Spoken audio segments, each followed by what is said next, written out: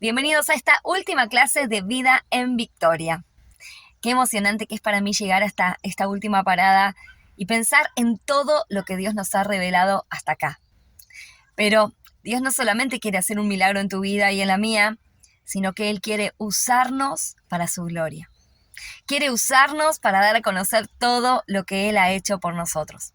Y es por eso que en Romanos capítulo 15, versículos 8 al 12, nos hablará acerca de llevar el nombre de Cristo hasta lo último de la tierra, a toda nación, a todo pueblo, a toda cultura. Es por eso que estamos hablando de las misiones transculturales. Jesucristo tuvo un ministerio que fue universal y trascendió a todas las culturas del mundo. Cristo nació en un cuerpo judío para llevar a cabo de manera plena y perfecta ese plan que Dios tenía de salvación para cada persona desde antes de la fundación del mundo. Leemos en los versículos 8 y 9 de este capítulo, la primera parte del versículo 9 de este capítulo 15 que dice: «Pues os digo que Cristo Jesús vino a ser siervo de la circuncisión para mostrar la verdad de Dios, para confirmar las promesas hechas a los padres y para que los gentiles glorifiquen a Dios por su misericordia». Quiero proponerte que leamos de nuevo este versículo tan significativo y revelador, pero lo vamos a leer en la versión en la NBI, porque creo que esto va a dar un poco más de luz a este misterio, a este ministerio transcultural de Jesús. Y dice así: «Les digo que Cristo se hizo servidor de los judíos para demostrar la fidelidad de Dios, a fin de confirmar las promesas hechas a los patriarcas, y para que los no judíos glorifiquen a Dios por su misericordia». Hay tres razones, entonces, según lo que vimos en este versículo, un versículo revelador, por las cuales Jesús nació judío.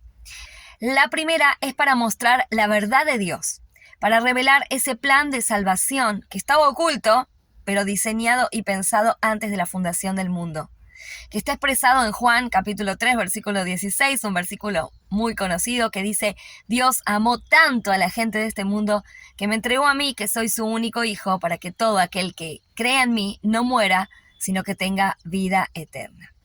Con la encarnación de Jesús en ese cuerpo judío, Dios mostró la verdad que Él tenía pensada desplegar en toda la humanidad.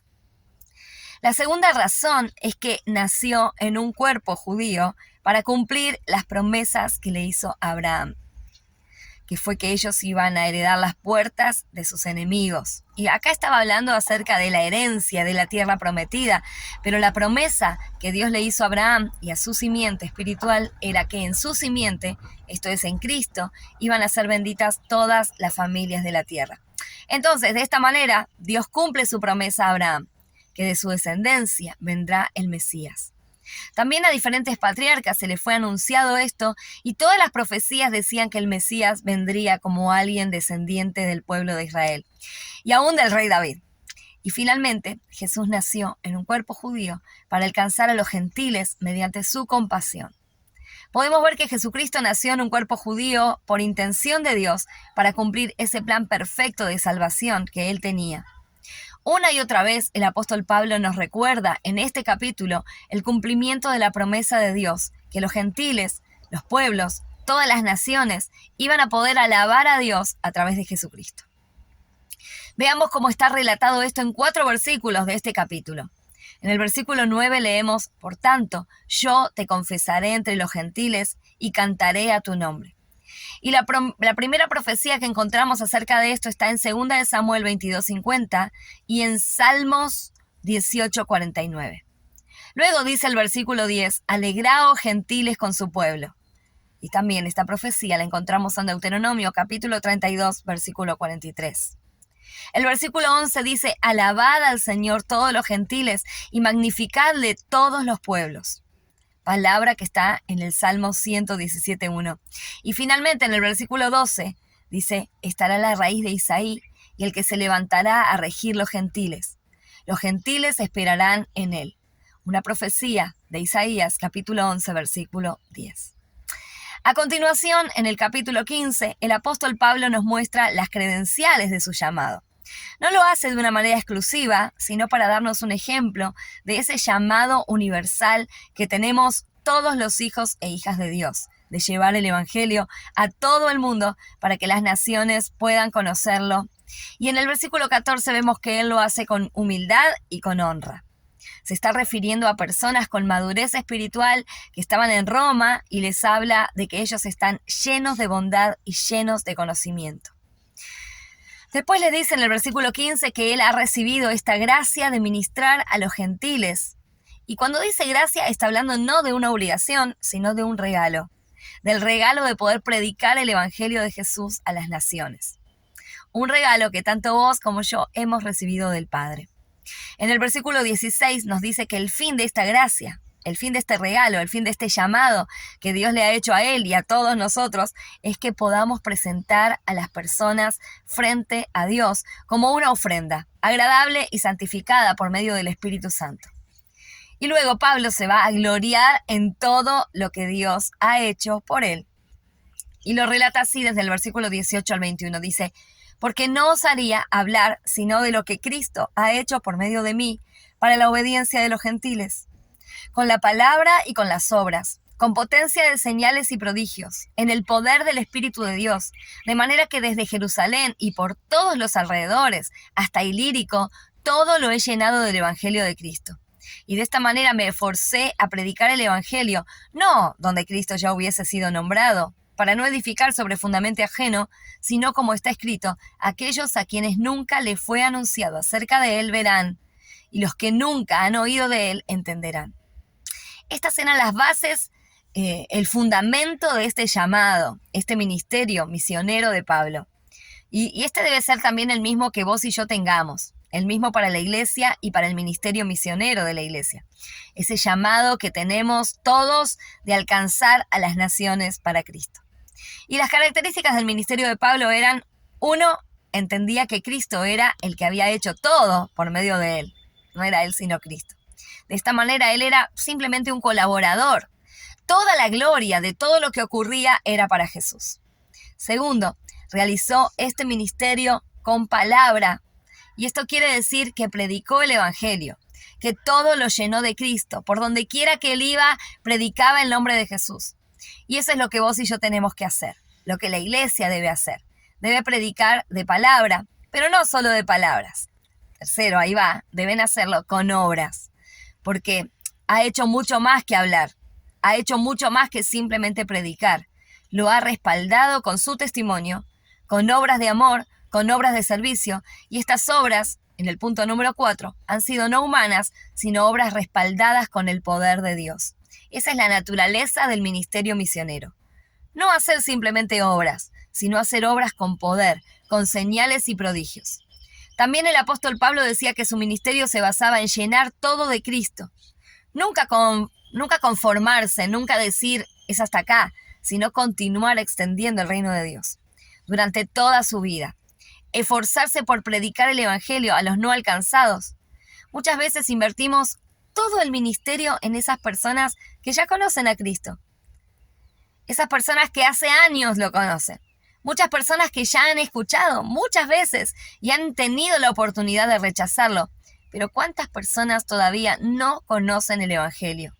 Miles de millones de personas que no han sido alcanzadas, que podemos ver en la famosa ventana 1040. Y así naciones enteras, aún naciones enteras que viven en nuestras cuadras, en nuestras manzanas, en nuestras ciudades, que nunca han escuchado el mensaje del Evangelio, el nombre de Jesús. Y el apóstol Pablo finalmente decía, me cuido de no edificar sobre otro fundamento. Yo pongo el propio fundamento. En una era donde pareciera ser que algunas iglesias compiten, el Señor nos llama a ir a sembrar donde nadie ha ido a sembrar. Nos manda a poner el fundamento, que es Jesucristo. Esa piedra basal del edificio donde jamás se ha predicado el Evangelio es nuestra impronta. Predicar el Evangelio a aquellos que no han escuchado. El apóstol Pablo continúa en ese capítulo 15 y nos dice en el versículo 22 que el Espíritu Santo es el que lo guía constantemente. Y por eso la importancia en su ministerio de escuchar al Espíritu Santo y ser guiados por él. A veces las cosas que nosotros creemos que son correctas porque simplemente estamos sirviendo a Dios, no siempre lo son. Y esa sintonía, esa dirección nos da a diario el Espíritu Santo. Cada día tenemos que buscarla. Finalmente, en este capítulo 15, el apóstol Pablo nos da unos últimos 2 consejos. El primero es la forma en la cual debemos dar para las misiones y finalmente la forma en la cual debemos orar para esas misiones transculturales a las naciones.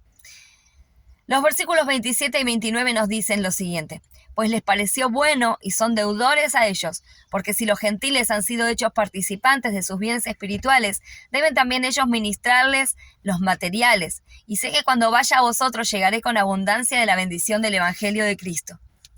Y qué importante es sembrar espiritualmente, de forma material, en aquellos que han sembrado en nuestra vida. Qué importante es sembrar en otras naciones, con un bien inferior, que es el bien material.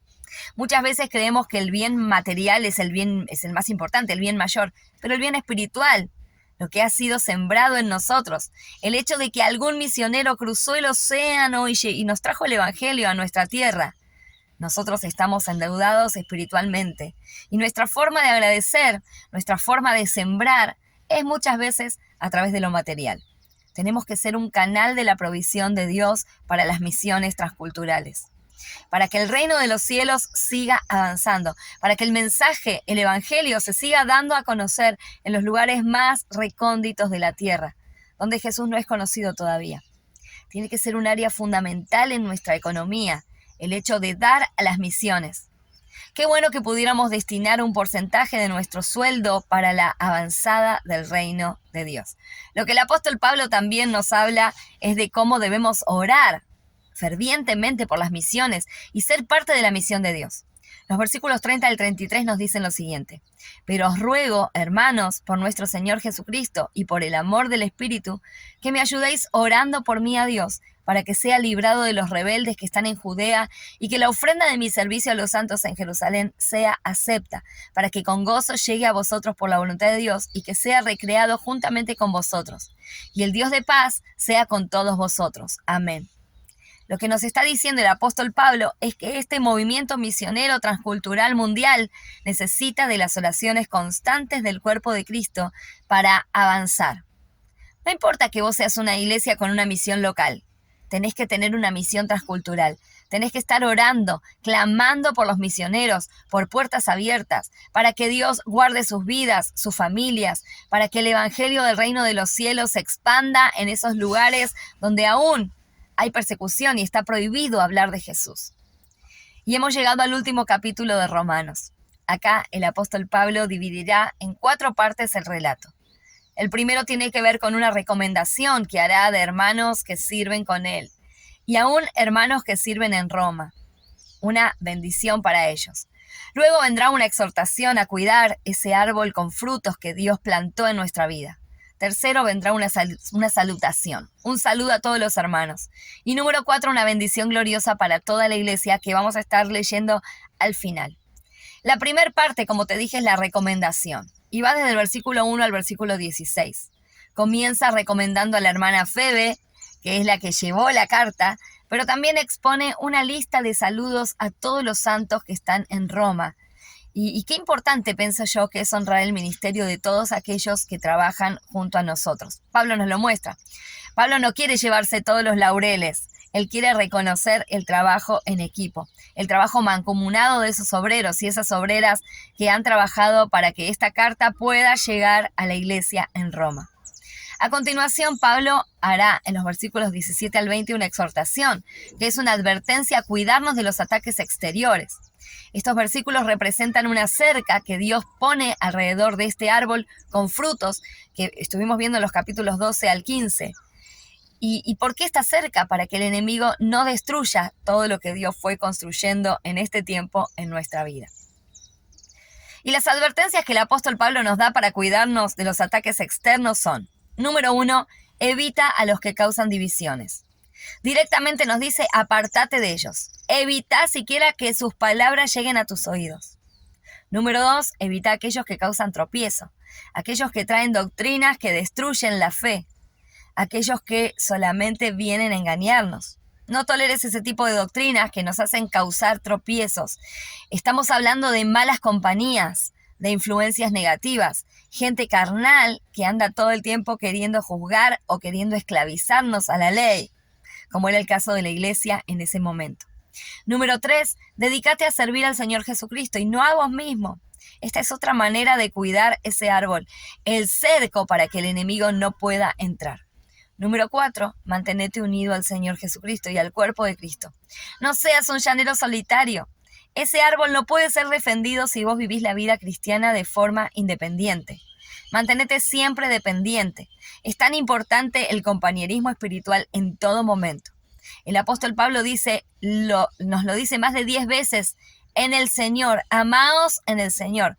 O sea que el Señor, la presencia de Dios, es lo que garantiza la comunión perfecta, la unidad entre los santos.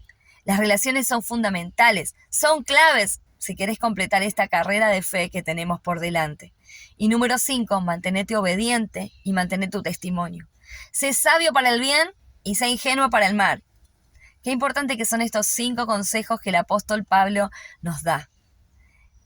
Así que, si querés guardar ese árbol glorioso, con esos frutos que vendrán todo el tiempo sobre tu vida, bueno, ahí tenés los cuidados que tenés que hacer.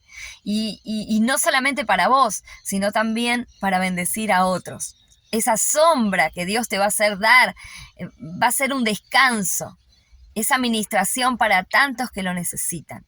Ahora hay una secuencia de 3 versículos en los cuales el apóstol Pablo, a lo largo de todo el libro de Romanos, nos muestra cómo podemos ser conocidos por nuestro buen testimonio. ¿Cómo hace un cristiano para ser bendecido y para tener un testimonio de consagración? Y el primero lo encontramos en Romanos capítulo 1, versículo 8. No sé si recordás que el apóstol nos decía, primeramente doy gracias a mi Dios mediante Jesucristo con respecto a todos vosotros, de que vuestra fe se divulga por todo el mundo. Lo que está diciendo es, Iglesia de Roma, tu fe se está siendo conocida en todo el mundo. Esto es lo primero que tenemos que tener como pilar de una vida consagrada, fe. Ahora, en Romanos 16, 19 nos dice, porque vuestra obediencia ha venido a ser notoria a todos. Entonces tenemos fe, que ha sido notoria, obediencia, que ha sido notoria. Pero es tiempo de unir estos 2 elementos y llegar al versículo 16, al capítulo 16, versículo 26, que dice, se ha dado a conocer a todas las gentes para que obedezcan a la fe. Y esa unión de tu fe y tu obediencia da el resultado final, el fruto más puro y más espectacular que tiene el libro de Romanos, que es tu obediencia de fe. Obediencia de fe. Las enseñanzas desde el versículo 1 al 8 al capítulo 16, 26 deben cambiar nuestra fe en obediencia de fe. Una obediencia que está impulsada por medio del Espíritu Santo. Romanos hace que nuestra fe inicial se convierta en obediencia, de caminar de forma íntegra con Jesús, porque sin obediencia tampoco puede haber verdadera fe. Llegamos al final y el apóstol Pablo hace 4 cierres. El primero está en Romanos 15, 33, que dice, y el Dios de paz sea con todos vosotros. Amén. Recibí en este momento la paz del Dios de paz. Número 2 dice Romanos 16, 20, y el Dios de paz aplastará en breve a Satanás bajo vuestros pies. La gracia de nuestro Señor Jesucristo sea con vosotros. Recibí esa gracia y confía que pronto, muy pronto, Satanás será aplastado debajo de tus pies por este Dios de paz. Número 3, Romanos 16, 24 dice, la gracia de nuestro Señor Jesucristo sea con todos vosotros. Amén. Recibí en este momento esa gracia que te empodera, esa gracia que te llena, esa gracia que te eleva a nuevos niveles en tu vida espiritual. Y finalmente, el cuarto cierre, como no podía ser de otra manera, lo hace el apóstol Pablo en una forma de bendición a las personas, pero también una bendición a Dios y al glorioso plan que Dios reveló a cada uno de nosotros. Me gustaría que lo leamos, lo vas a tener en pantalla, lo podemos leer juntos, Romanos 16, 25 al 27. Vamos juntos y dice, y al que puede confirmaros según mi evangelio y la predicación de Jesucristo, según la revelación del misterio que se ha mantenido oculto desde tiempos eternos, pero que ha sido manifestado ahora, y que por las escrituras de los profetas, según el mandamiento del Dios eterno, se ha dado a conocer a todas las gentes, para que obedezcan a la fe, al único y sabio Dios, sea gloria mediante Jesucristo para siempre. Amén. emocionante esta materia. Deseo de todo corazón que Dios te bendiga y que la hayas disfrutado tanto como yo.